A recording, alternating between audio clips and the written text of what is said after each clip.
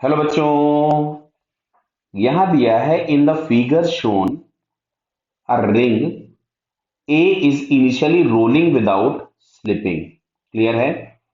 तो rolling without slipping है मतलब अगर ये v से जा रहा है तो इसके पास एक एंगुलर वेलोसिटी v होगी ओमेगा, जो कि होगी v बाई आर। क्लियर? बताइए, ये प्योर रोलिंग का बेसिक कंडीशन होता है with a velocity v on the horizontal surface of body b, ठीक है, of same mass as A, मतलब इन दोनों के मासेस हम लोगों के पास बराबर दिए, इसका मास भी m और इसका मास भी m दिया गया है। क्लियर है? All the surfaces are smooth, अच्छा सारे ही सरफेस स्मूथ हैं, and b has no initial velocity, what will be the maximum height reached by a on b। तो सुनो इधर ध्यान से, जैसे ही एक स्फीयर a जो है वो इस वाले पार्ट पर आएगा फ्लैट की जगह पे, कर्व्ड सरफेस पे, तो यहाँ पे जो नॉर्मल के कंपोनेंट्स होंगे वो आपके पास अब इसको भी एक वेलोसिटी प्रोवाइड कराएंगे। अब सुनना, थोड़ा सा मैं इसके बाद का एक डायग्राम बना रहा हूं।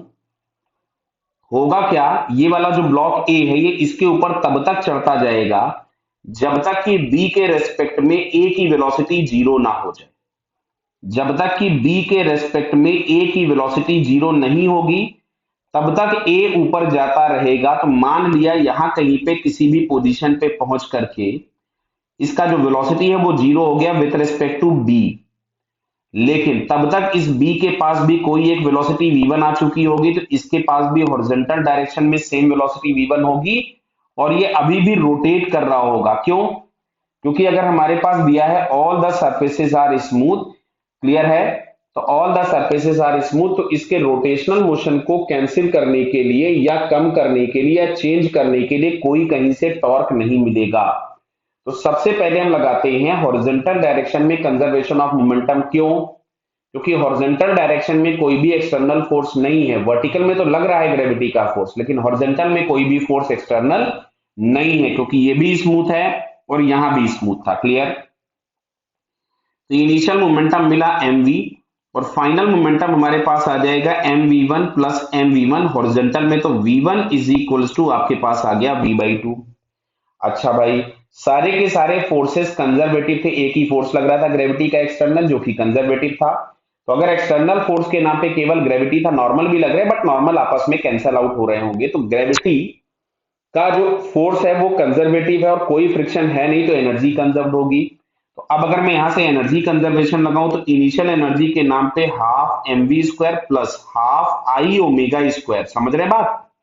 यहां पे आपके पास mv होगा और ओमेगा भी होगा, is equals to half M V one square plus half M V one square plus M G H plus again half I omega square. क्यों?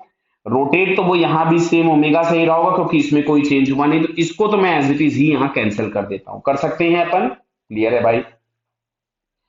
अब मैं अगर वैल्यूज लिखता हूं फिर से, तो यहां से आता है 1/2 एम वी स्क्वायर और ये हम लोगों के पास आ गया 1/2 दिख रहा है, तो हो जाएगा ये एम वी वन स्क्वायर और v1 इज इक्वल टू था v/2, तो मैं इसका स्क्वायर करूंगा तो मिलेगा v²/4 plus M G H, तो m से m कैंसिल कर दिया और यहां पे हमारे पास दिख रहा है v²/2। अगर मैं इसको ले जाऊं यहां पे तो v²/2 minus v²/4 is equal to G H, तो फाइनली यहां से मिलता है v²/4 is equal to G H. तो जो h यहां से हम लोगों के पास मिल रहा है इट इज v²/4g। देख लीजिए कहीं कैलकुलेशन में गड़बड़ तो नहीं किया। तो v²/4g हम लोगों को यहां ये सेकंड वाले ऑप्शन में दिया हुआ है। So finally it second answer is correct. Clear बेटा?